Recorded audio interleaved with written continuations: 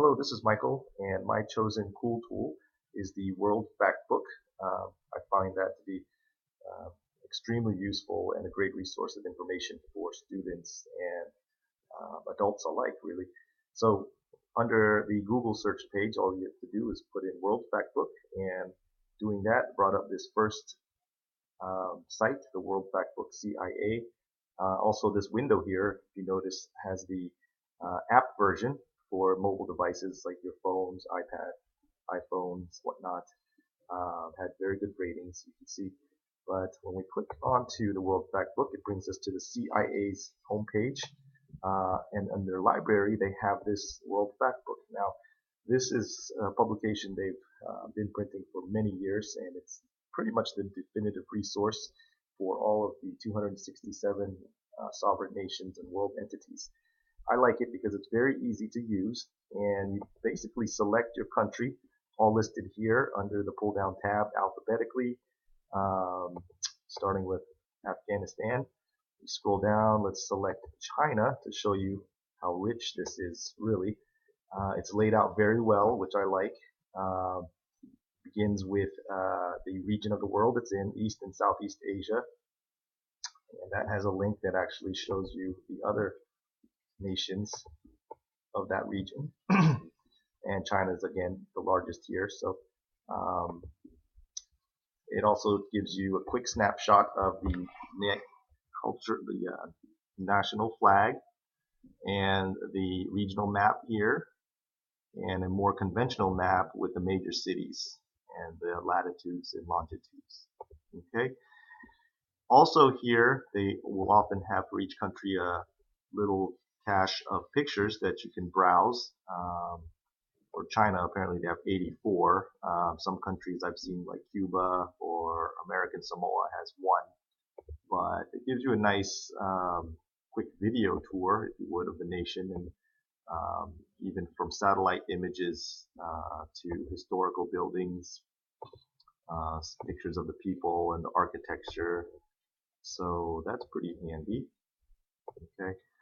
Further down, you have the meat of this resource, I think, which is really the information from the background of the nation to the geography, the location, the countries bordering, geographic coordinates, okay, the total landmass area, and let's see, further down, the land boundaries, coastline, 14,500 kilometers. I mean, it gets really detailed. Gives you the climate. It's extremely diverse. The elevation extremes from negative 154 meters to 8,850 meters. It gets into tremendous detail. Natural hazards, environment, so on and so forth. I find most interesting here, however, and I think students would too, is the tab on nationalities, actually the people and society of China. As a social studies focused teacher, I think this would be awesome.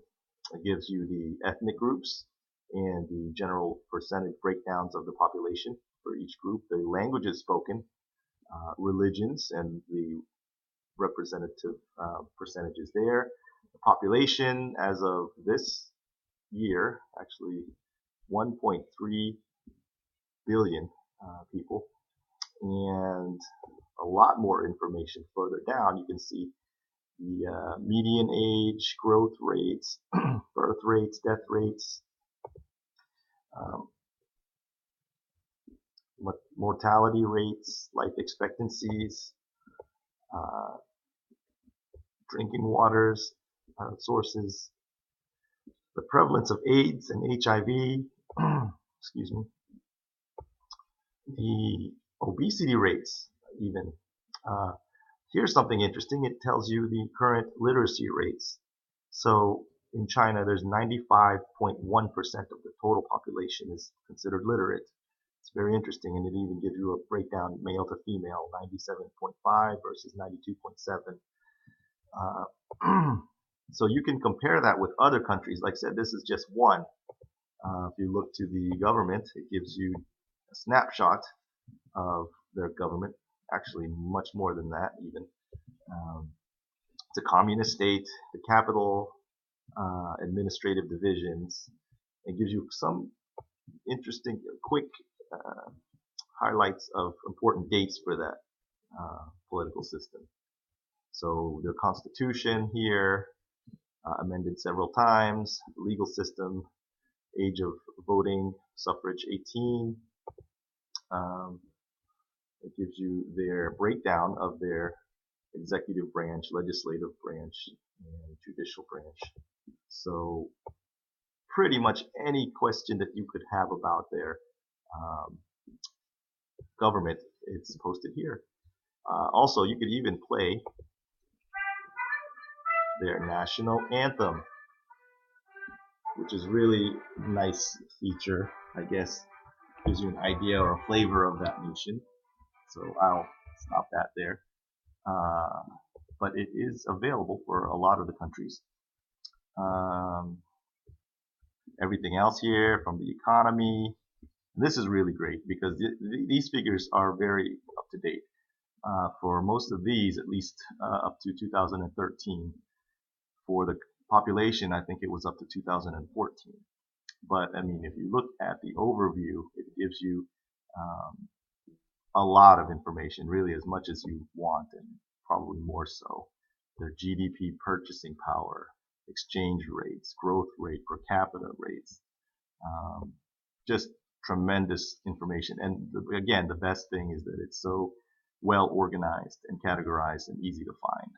So this is pretty much the World Factbook, oh, as presented by the CIA.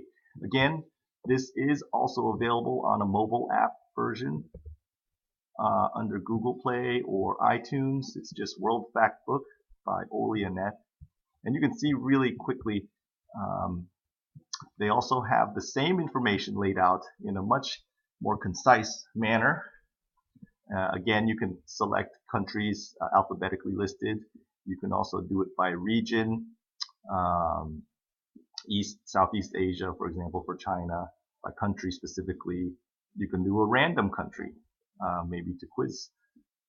And there's favorite countries that you can select as you find them. So if you were looking at, say, the 5 or 7 tigers of Southeast Asia, you could do favorited countries, Singapore, Malaysia, Taiwan, whatnot. So anyhow, this is just the mobile version of the same resource, the World Factbook by the CIA. I hope you've enjoyed it as much as I have. Thank you for your time.